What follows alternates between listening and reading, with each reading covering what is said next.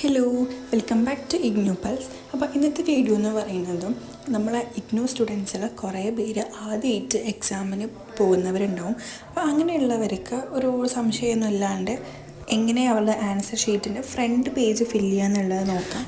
ആരും answer sheet first കിട്ടുന്ന സമയത്ത് ടെൻഷൻ അടിക്കേണ്ട കാര്യമൊന്നുമില്ല. സിമ്പിളായിട്ട് തന്നെ നമുക്ക് ചെയ്യാനായിട്ട് സാധിക്കും. അപ്പം ഇതിനകത്ത് നമുക്ക് ലെഫ്റ്റ് സൈഡിലും റൈറ്റ് സൈഡിലും കാണുന്നുണ്ട്. ആ ലെഫ്റ്റ് സൈഡിലുള്ള ബോക്സുകൾ നമ്മളൊന്നും ഫില്ല് ചെയ്യാൻ പാടില്ല. അത് നമുക്ക് മാർക്ക് ഇടുന്ന സ്ഥലമാണ്. അവിടെ നമ്മളല്ല, അത് എക്സാം പേപ്പർ വാല്യൂ ചെയ്യുന്ന ആൾക്കാരാണ് ചെയ്യേണ്ടത്. പിന്നെ മേലെ നമുക്ക് 19D എന്നുള്ളൊരു ഓപ്ഷൻ കാണാം. അത് നമുക്ക് നമ്മുടെ ഇൻവിജിലേറ്റേഴ്സ് നമ്മൾ സൈൻ ചെയ്യാനും നമ്മൾ പ്രസൻറ്റ് ഇടാനൊക്കെ ഒരു പേപ്പർ കൊണ്ടുവന്ന് തരും. അതിനകത്ത് നമ്മൾ ഇടേണ്ടതാണ് ഈ 19D എന്ന് പറയുന്നത്. അത് ഓരോരുത്തർക്കും ഡിഫറെൻറ്റ് നമ്പർ ആയിരിക്കും. ഇപ്പോൾ നിങ്ങളുടെ നമ്പർ ആയിരിക്കില്ല നിങ്ങളുടെ തൊട്ടപ്പുറത്തുള്ള ആൾക്കുണ്ടാവുക. അതേപോലെ താഴെ സീൽ ചെയ്യാനും നമ്മുടെ ഇൻവിജിലേറ്റർ സൈൻ ചെയ്യാനും ഉണ്ട്. ആ ഭാഗം നമ്മൾ നോക്കേണ്ട കാര്യമില്ല. പിന്നെ ഈ 19D എന്നുള്ളതിൻ്റെ തൊട്ട് താഴെ നമുക്ക് കുറച്ച് ബോക്സ് തന്നിട്ടുണ്ട്. അവിടെ നമ്മൾ എൻറോൾമെൻറ്റ് നമ്പറാണ് എഴുതേണ്ടത്. അത് നമ്മുടെ ID കാർഡിൽ നോക്കിയിട്ടോ അല്ലെങ്കിൽ നമ്മുടെ ഹാൾ ടിക്കറ്റ് നോക്കിയിട്ടോ നമുക്ക് ഫില്ല് ചെയ്യാം. ഇപ്പോൾ പഴയ സ്റ്റുഡൻസ് ആണെങ്കിൽ അവർക്ക് 7-8 നമ്പേഴ്സും ഒക്കെ ഉണ്ടാവുള്ളൂ. അപ്പം അങ്ങനെയുള്ളവർക്ക് ലാസ്റ്റിലെ സ്പേസ് ബാക്കി ഉണ്ടാവും. അവിടെ 0 ഇടാനായിട്ട് പാടില്ല. ഒരു കാരണവശാലും 0 ഇടരുത്. പകരം ഒരു ക്രോസ് മാർക്കോ ജസ്റ്റ് ഒരു ലൈനോ മാത്രമേ ഇടാൻ പാടുള്ളൂ. നമ്മൾ ഇഗ്നു ഹാൾ ടിക്കറ്റ് ഇറക്കിയപ്പം പ്രത്യേകം അത് എടുത്ത് പറഞ്ഞിട്ടുണ്ട്, 0 ഒരിക്കലും ഇടരുത്, അറിയാതെ പോലും ഇട്ട് പോകരുത്.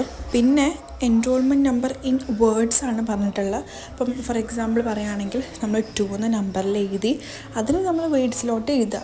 TWO എന്ന വേർഡ്സിൽ എഴുതുന്നതിനെയാണ് അങ്ങനെ പറയുക. അപ്പം ഒരു ബോക്സിൽ തന്നെ ഈ TWO എന്നുള്ളത് നമ്മൾ ഫില്ല് ചെയ്യണം. പിന്നെ അതിന് താഴെ ഇനിയുള്ളത് നമ്മുടെ എക്സാമിനേഷൻ സെൻറ്റർ കോഡാണ്. അത് നമ്മുടെ ഹാൾ ടിക്കറ്റിൽ ഉണ്ടാകും, എക്സാമിനേഷൻ സെൻറ്റർ കോഡ്. പിന്നെ പ്രോഗ്രാം കോഡാണ്. അതായത് ഇപ്പോൾ നിങ്ങൾ MCOM ആണെങ്കിൽ MCOM എന്നുണ്ടാവും, BCOM ആണെങ്കിൽ BCOM F ആണെങ്കിൽ BCOM F എന്നുണ്ടാവും. അങ്ങനെയൊക്കെയുള്ളതാണ്. അതും നിങ്ങളുടെ ഹാൾ ടിക്കറ്റിലുണ്ടാവും അല്ലെങ്കിൽ ID കാർഡിലുണ്ടാവും. പിന്നെ വരുന്നത് കോഴ്സ് കോഡാണ്. അതായത് അന്ന് നിങ്ങൾ എക്സാം എഴുതാൻ പോകുന്നത് ഏതാണോ ആ ഇതിൻ്റെ കോഡും. ഫോർ എക്സാമ്പിൾ ഇപ്പോൾ PCOS 183, BCOC 133 അങ്ങനെയൊക്കെയുള്ളത്. അപ്പം അത് നിങ്ങൾ ഹാൾ ടിക്കറ്റ് നോക്കി തന്നെ എഴുതുക. അന്നത്തെ എക്സാമിൻ്റെ തന്നെ എഴുതാനായിട്ട് ശ്രദ്ധിക്കുക. പിന്നുള്ളത് കോഴ്സ് ടൈറ്റിലാണ്. ഇപ്പം നമ്മൾ കോഡാണ് എഴുതിയിട്ടുള്ള. ഇനി അതിൻ്റെ പേര് അത് ഞങ്ങൾ ക്വസ്റ്റ്യൻ പേപ്പറിൽ ഉണ്ടാവും.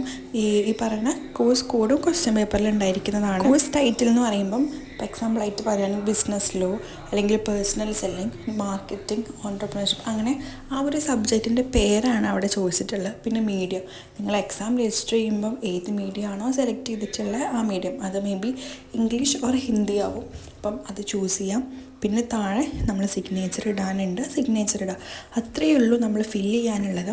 പിന്നെ ഒരു കാര്യം ശ്രദ്ധിക്കേണ്ടത് എന്താണെന്ന് വെച്ച് കഴിഞ്ഞാൽ നമുക്ക് 25 പേജോ ഇതൊരു ബുക്ക്ലെറ്റ് ആയിട്ടാണ് കിട്ടുക. ഓരോരോ പേജുകളല്ല, ഒരു ബുക്ക്ലെറ്റ് ആയിട്ടാണ് ഉണ്ടാവുക. അപ്പം അതിൽ തന്നെ മാക്സിമം എഴുതാനായിട്ട് ശ്രദ്ധിക്കുക. വേറെ എക്സ്ട്രാ പേപ്പർ ഒരിക്കലും തരുന്നതല്ല. അപ്പം അതിനകത്ത് തന്നെ എഴുതണം. ടെൻഷനൊന്നും അടിക്കാണ്ട് എഴുതാം. നല്ലപോലെ പ്രിപ്പയർ ചെയ്ത് ഇനി എന്തെങ്കിലും ഉണ്ടെങ്കിൽ നമ്മളോട് ചോദിച്ചാൽ മതി.